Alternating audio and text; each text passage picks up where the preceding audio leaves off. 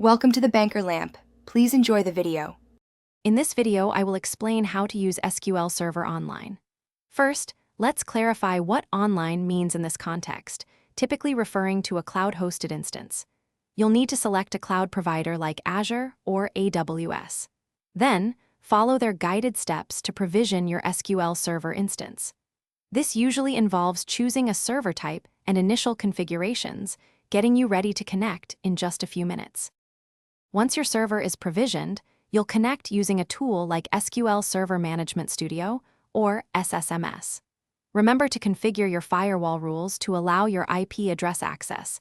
This is a crucial security step. After connecting, you can easily create new databases and tables. This is where you'll define your data structures and begin populating them with information, setting the foundation for your applications. Now that you're connected, you can perform basic operations.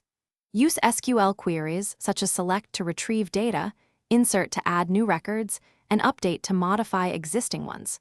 It's vital to manage user permissions carefully, granting only necessary access to maintain data integrity and security. Always remember to back up your database regularly.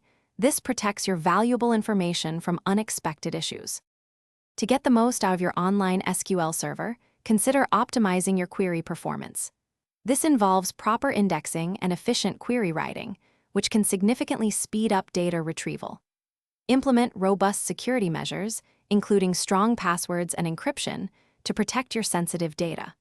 Finally, regularly monitor your server's health and resource usage to ensure smooth operation and prevent potential bottlenecks.